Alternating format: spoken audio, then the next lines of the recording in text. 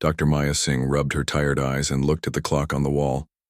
It was 2:30 in the morning and the emergency room had finally gotten quiet. After 14 straight hours of treating patients, her feet were killing her and she could barely keep her eyes open. The bright hospital lights made everything feel harsh and cold, but at least the chaos from earlier had died down. Maya was only 28 years old, but she had already seen more medical emergencies than most doctors see in their entire careers. She was in her second year as a resident, which meant she was still learning but had to handle serious cases all by herself. The other doctors trusted her because she always stayed calm, even when things got really bad. Tonight had been especially crazy. 3 car accidents, 2 heart attacks, and 1 person who had fallen off their roof while trying to fix Christmas lights.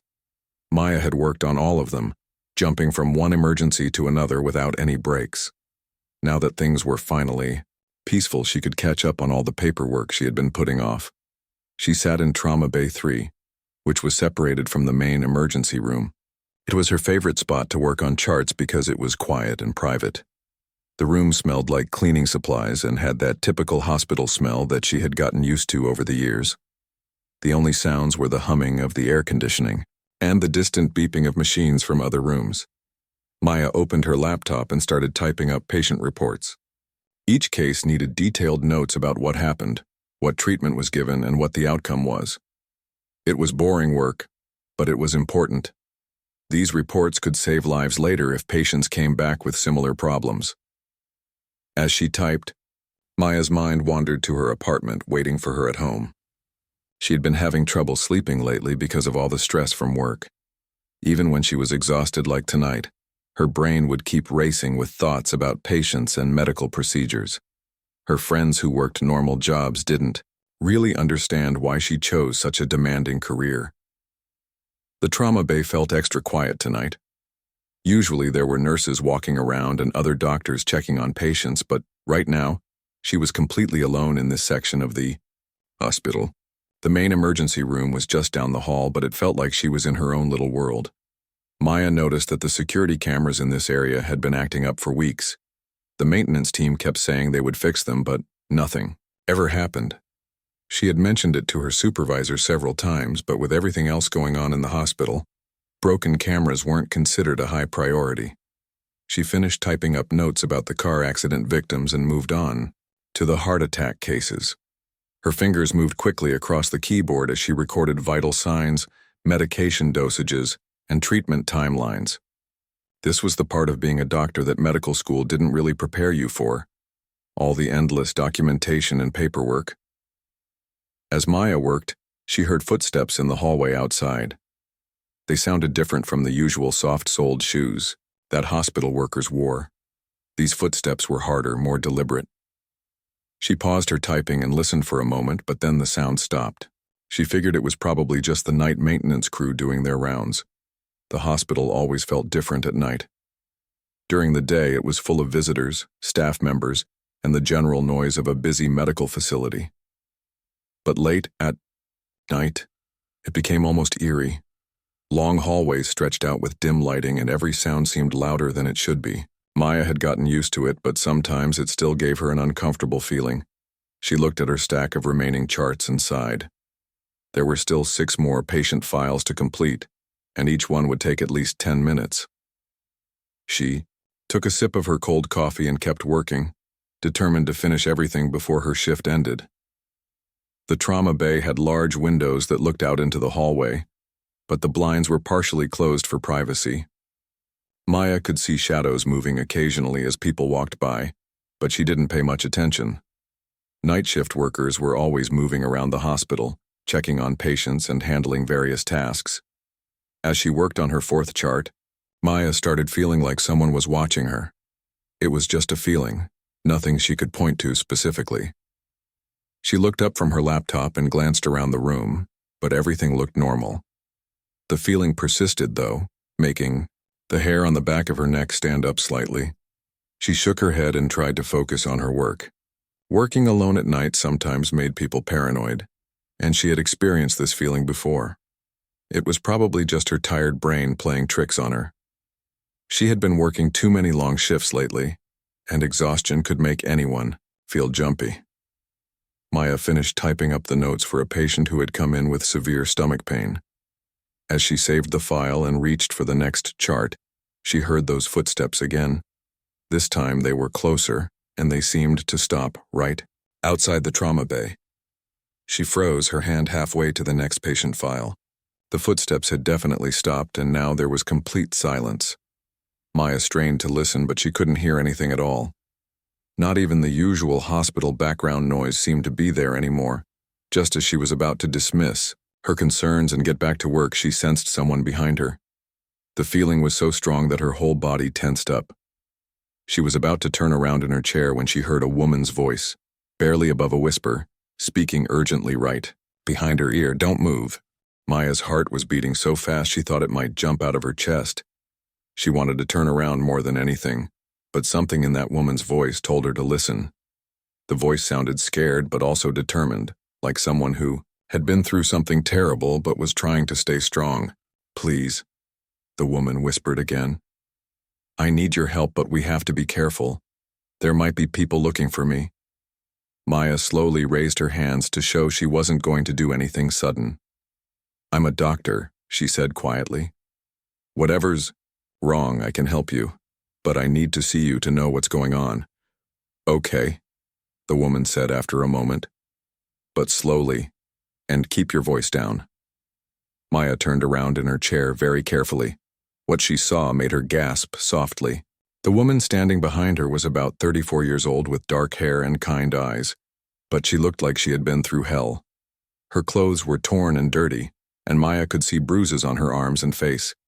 She was shaking slightly, and her eyes kept darting toward the windows like she expected someone to appear at any moment. The most shocking thing was that the woman had started taking off her torn shirt right there in the trauma bay. Maya quickly grabbed a clean hospital gown from the supply cabinet and handed it to her. "Here, put this on," Maya said gently. "You're safe now. My name is Dr. Maya Singh. What's your name?" "Lisa," the woman said as she put on the gown with shaking hands. "Lisa Chen. I'm a nurse at St. Mary's Hospital across town. At least I was until 3 days ago." Maya helped Lisa sit down on the examination table. Even in the dim light, she could see that Lisa was hurt badly. There were cuts on her hands, and the way she held her left arm suggested something was wrong with her shoulder. "Lisa, what happened to you?" Maya asked, pulling on medical gloves. "You look like you've been in some kind of accident."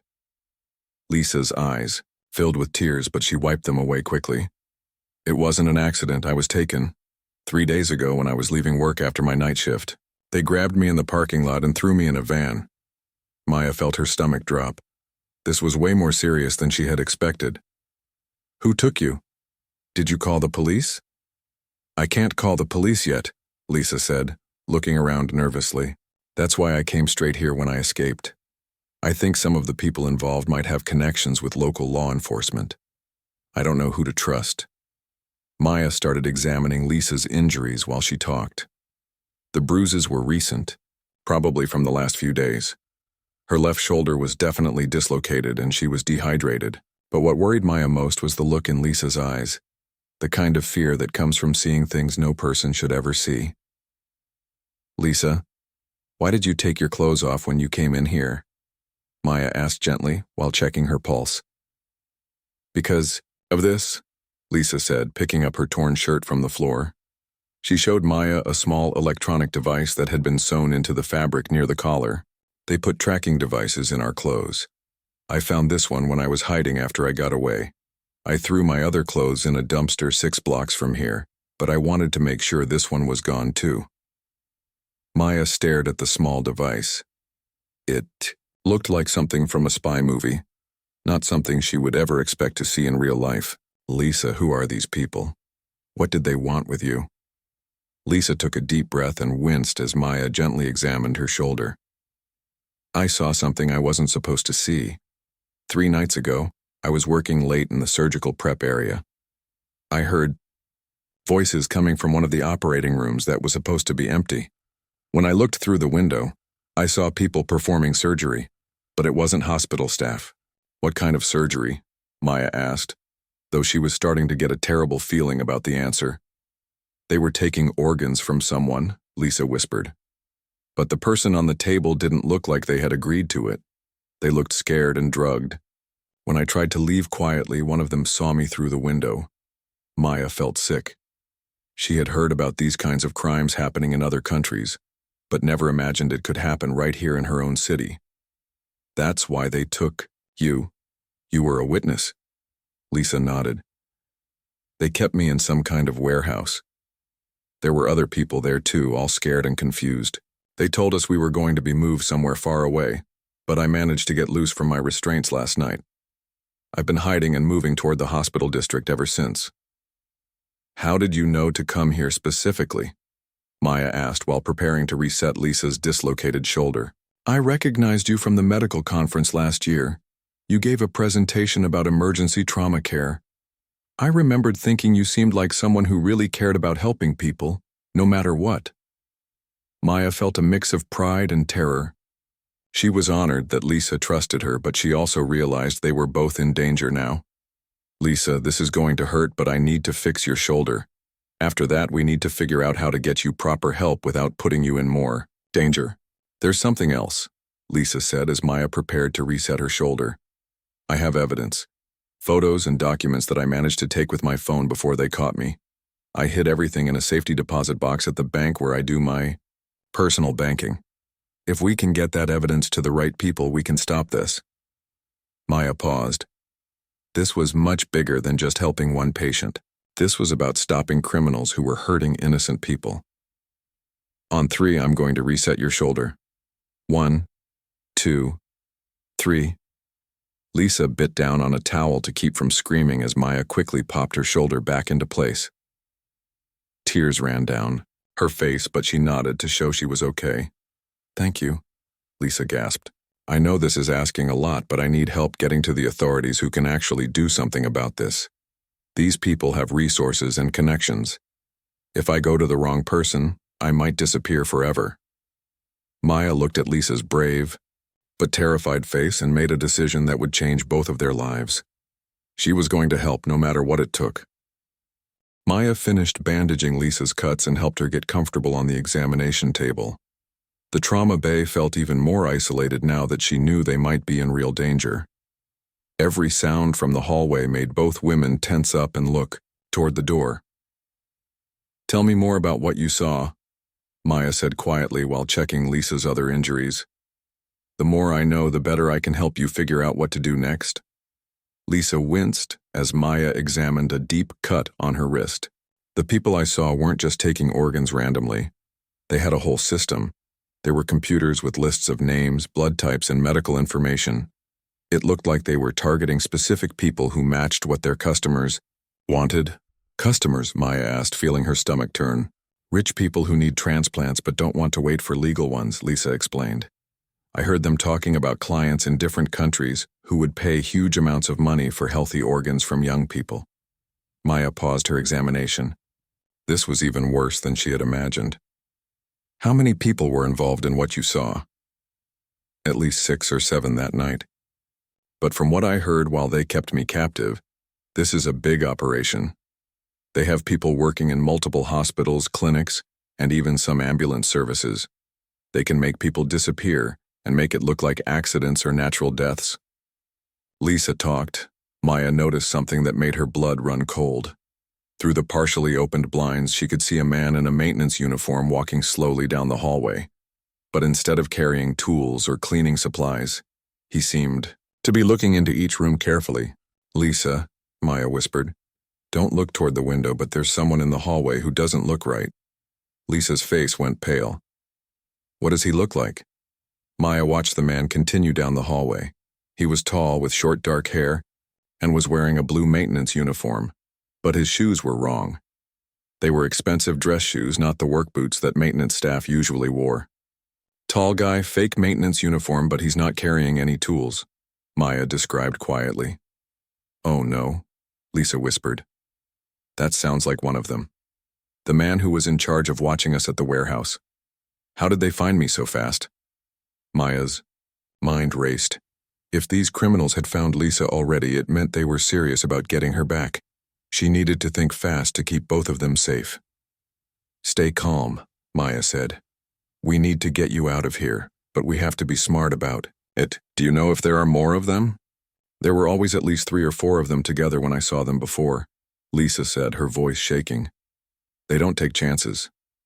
Maya looked around the trauma bay for anything that could help them. There was another exit at the back of the room that led to a storage area, but she didn't know if it would be safe. She also had her phone, but she wasn't sure who to call that Lisa would trust. Lisa, you mentioned you don't trust local police. What about federal authorities, FBI or something like that? I think that would be safer, Lisa said. These people seem to have local connections, but I don't think they could have people everywhere. Maya pulled out her phone and started thinking about who she could contact. Then she remembered Dr. Martinez, her mentor from medical school. He had retired from practicing medicine but now worked as a consultant for law enforcement on medical crimes. If anyone would know how to handle this situation, it would be him. I'm going to call someone I trust, Maya said. He's a doctor who works with federal law enforcement on medical cases. But first, we need to get you somewhere safer in the hospital. Before Lisa could respond, they heard voices in the hallway. Maya carefully looked through the blinds and saw 2 more people in hospital uniforms talking to the maintenance man. But these people also looked wrong somehow. They were too tense, too alert for regular hospital staff at 3 in the morning. There are more of them now, Maya whispered. We need to move. Maya helped Lisa off the examination table and grabbed a wheelchair from the corner. Get in this. If anyone sees us, you're just a patient. I'm moving to another department. Lisa sat in the wheelchair, and Maya threw a blanket over her to hide her hospital gown and some of her injuries. She also grabbed a medical bag with supplies and her phone. Where are we going? Lisa asked quietly. The old wing of the hospital. It's not used much at night, and there are places we can hide while I make some calls, Maya explained, as she carefully opened the back door of the trauma bay. The storage area behind the trauma bay was dark and full of old equipment. Maya pushed the wheelchair carefully between the stored gurneys and medical devices, trying not to make any noise. There was an elevator at the end of this area that went to all floors, including some that were rarely used at night. As they moved through the storage area, Maya could hear more voices coming from the direction of the main emergency room. It sounded like the people looking for Lisa were asking questions at the nurses' station. They're probably asking about new patients or anyone who came in recently, Lisa whispered. Maya pressed the button for the elevator and hoped it wouldn't make too much noise when it arrived. When the doors opened, she quickly pushed Lisa inside and pressed the button for the 4th floor, which housed the old psychiatric ward that had been closed for renovations. Won't they check the elevators? Lisa asked as they rode up. Maybe, but the 4th floor has been empty for months. Security cameras don't even work up there because they're installing new systems. It's the best place I can think of to hide while we figure out our next move. When the elevator doors opened on the 4th floor, Maya was relieved to see the hallways were completely dark except for emergency lighting. The renovation work had left the area feeling like a maze, with plastic sheets hanging from the ceiling and equipment scattered around. Maya found an empty room that had a good view of the parking lot and helped Lisa transfer from the wheelchair to a chair. From the window, they could see several cars in the parking lot that didn't look like they belonged to hospital staff. Those weren't there when I came in, Lisa said, pointing to 3 dark cars parked near the emergency room entrance. Maya pulled out her phone and dialed Dr. Martinez's number, hoping he would answer even though it was the middle of the night. After 4 rings, she heard his familiar voice. Maya, what's wrong? It's 3 in the morning. Dr. Martinez, I need your help with something serious. I have a patient who witnessed some kind of medical crime, and now dangerous people are looking for her in the hospital. I need to know who we can trust in law enforcement. There was a pause before Dr. Martinez responded. How serious are we talking about? Maya looked at Lisa, who nodded encouragingly. Organ trafficking. Multiple people involved, and they're here in the hospital right now looking for her. Dr. Martinez's voice became serious immediately. Maya, listen to me carefully. If what you're telling me is true, you and your patient are in real danger. I'm going to make some calls to contacts I have in the FBI, but it's going to take at least an hour for them to get to you." "An hour?" Maya whispered, looking out the window at the suspicious cars in the parking lot. "I don't think we have that long." "Then you need to stay hidden and stay smart," Dr. Martinez said. "Don't trust anyone at the hospital until federal agents arrive. These operations sometimes have people working inside medical facilities." Maya felt her heart sink. If they couldn't trust anyone at the hospital, they were truly on their own. "What should I do if they find us before help arrives?" "Use the hospital's emergency systems to your advantage. You know that building better than they do. And Maya, whatever you do, don't let them take your patient. People who witness these crimes rarely survive if they're captured a second time." After Dr. Martinez hung up, Maya looked at Lisa, who had been listening to the conversation with growing worry on her face. "1 hour," Maya said quietly. "We need to stay hidden for 1 hour."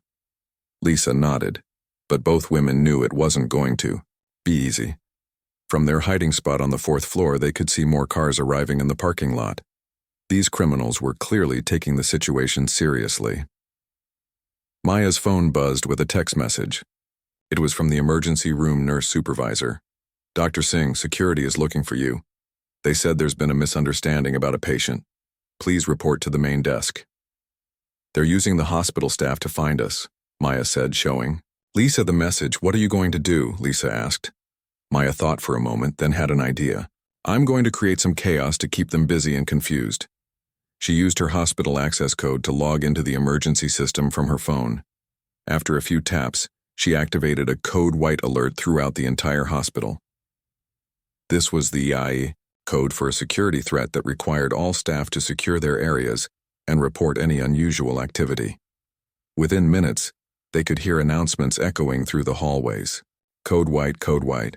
All staff please secure your stations and report any suspicious activity to security immediately." "Brilliant," Lisa whispered. "Now they can't move around as freely without looking suspicious." Maya watched from the window as confusion spread through the parking lot.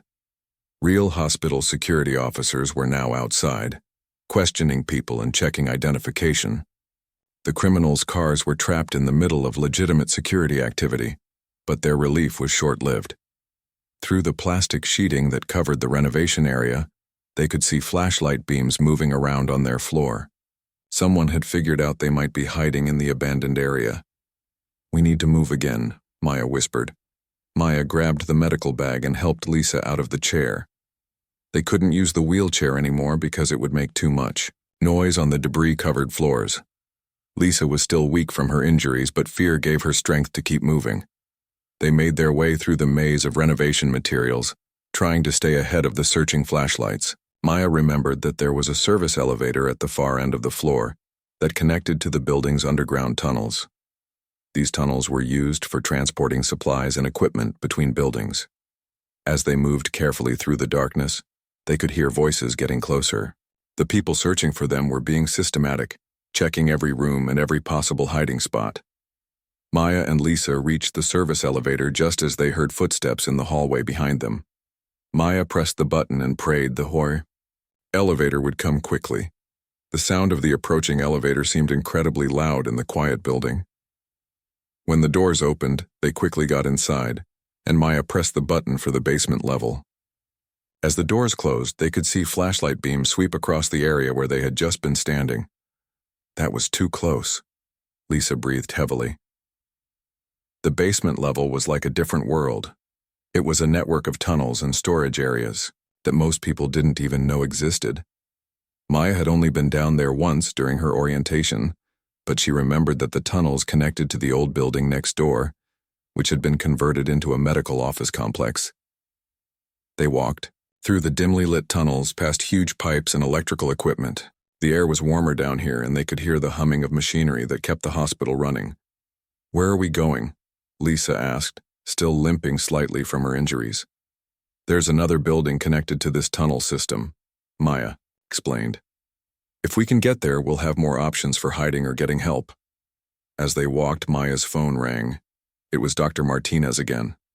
"Maya, good news. I've been in contact with FBI agent Johnson. She's about 20 minutes away with a team, But I need to warn you about something. They found evidence that this trafficking ring has been operating for at least 2 years. Your patient might not be the first healthcare worker they've targeted. Maya looked at Lisa, who was listening to the conversation. Did you know other medical staff who might have seen something? Lisa thought for a moment. There was a paramedic who worked with us sometimes, Alex Thompson. He disappeared about 6 months ago. Everyone thought he moved to another city, but now I'm wondering. Maya relayed this information to Dr. Martinez, who promised to pass it along to the FBI agents. They needed all the information. They could get to build a case against these criminals. The tunnel system was longer than Maya had remembered. They passed several branching paths and storage rooms filled with medical supplies and equipment.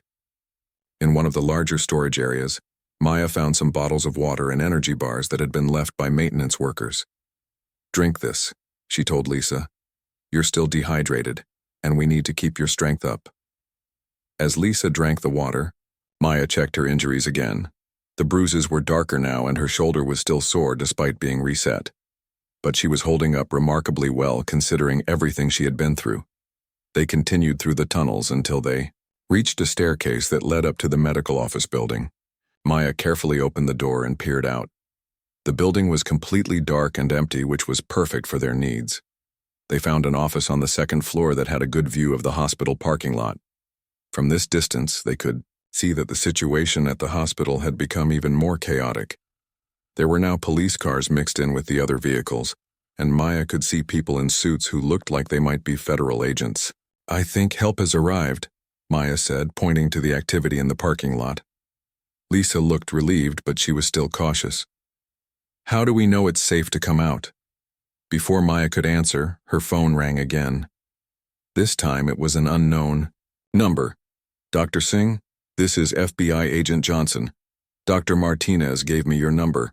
Are you and your patient safe? Maya felt a wave of relief wash over her when she heard Agent Johnson's voice. We're safe for now, but we're not at the hospital anymore. We had to hide because the people looking for Lisa were getting too close. Smart thinking, Agent Johnson said. We've secured the hospital and arrested 3 individuals who were posing as staff members. Where exactly are you now? Maya looked out the window at the hospital across the street. We're in the medical office building connected to the hospital. Through the underground tunnel, second floor, room 210.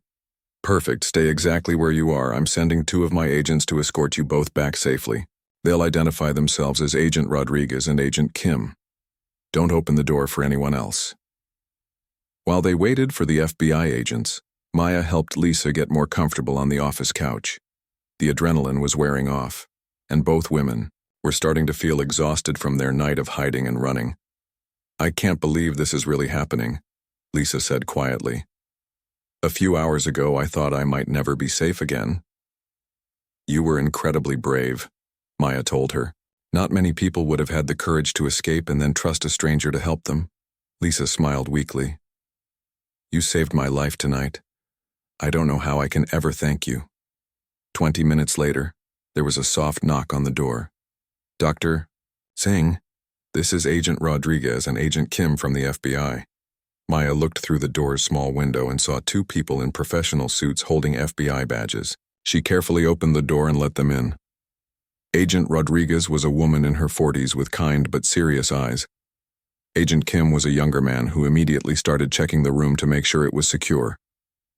Lisa Chen? Agent Rodriguez asked gently. I'm Agent Rodriguez. We're here to help you and make sure you're safe. Lisa nodded, and Maya could see some of the tension leave her shoulders. These agents felt trustworthy in a way that gave both women hope. We need to get you both to a secure location where we can take your full statements, Agent Rodriguez explained. But first, Lisa, Dr. Martinez told us you mentioned having evidence hidden somewhere? Yes, Lisa said. I have photos and documents in a safety deposit box at First National Bank on 5th Street. The evidence shows the whole operation. Names, locations, financial records, everything. Agent Kim made a note in his phone. We'll need you to help us access that box, but only when you feel safe enough to do so. As they prepared to leave the office building, Agent Rodriguez explained what had happened at the hospital. We arrested 3 people who were searching for you. One of them had hospital credentials that we believe were stolen or forged. We also found several vehicles in the parking lot that were being used for surveillance. Maya felt amazed that so much had been happening around them while they were hiding. Did you catch all of them? We're still working on that, Agent Rodriguez said. Based on what Lisa has told us so far, this appears to be a large operation with multiple people involved. But tonight's arrests are a good start. They left the office building through a back entrance where 2 FBI vehicles were waiting. Maya and Lisa rode together in one car while Agent Rodriguez sat with them. The sun was starting to come up, casting a golden light over the city that Maya had never been so happy to see. At the FBI field office, Maya and Lisa were taken to separate but comfortable interview rooms. Maya spent the next 3 hours telling agents everything she could remember about the night's events.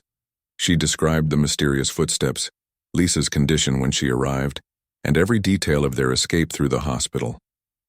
Meanwhile, Lisa was working with other agents to provide detailed information about the trafficking operation she had witnessed.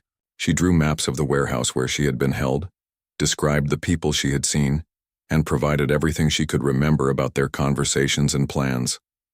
The most important moment came when agents accompanied Lisa to the bank to retrieve her evidence.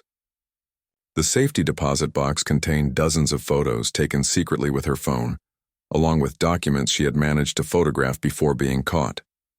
The evidence showed a network of criminals operating across multiple states, just as Lisa had described.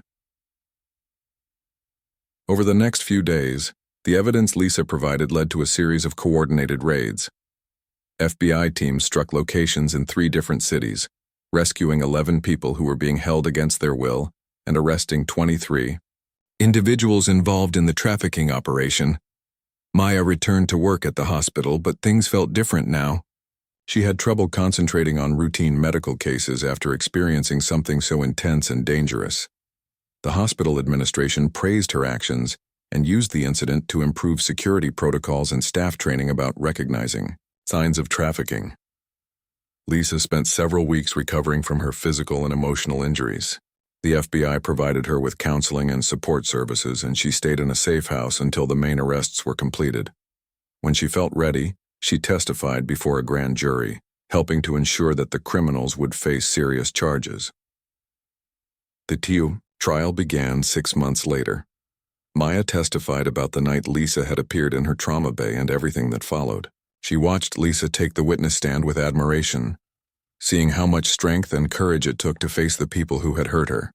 The lead defendant, who had been running the trafficking operation, was sentenced to 30 years in prison. The others involved received sentences ranging from 10 to 25 years. Most importantly, the evidence led authorities to other similar operations, helping to shut down trafficking networks across the region. Lisa eventually returned to nursing, but she chose to work with organizations that help trafficking survivors. She became a speaker at medical conferences, teaching healthcare workers how to recognize signs that someone might be a victim of trafficking or other crimes. Maya and Lisa stayed in touch, developing a friendship that went far beyond that frightening night at the hospital. They met for coffee once a month, sharing stories about their work and supporting each other through the ongoing effects of their shared trauma. A year later, Maya received a text message from Lisa on the anniversary of that night. It read, "1 year ago, you changed my life by believing me and helping me when I had nowhere else to turn. Thank you for not moving when I asked you to stay still. Sometimes the best thing a doctor can do isn't about medicine at all." Maya smiled as she read the message, remembering how terrified she had been that night. She had learned that being a good doctor sometimes meant being willing to step outside the normal routine and help people in ways she never expected. The experience changed both women forever, but it also showed them how much good could come from ordinary people finding the courage to do the right thing, even when it was dangerous. Maya kept a small photo on her desk, a picture of her and Lisa at a conference where they had spoken together about their experience.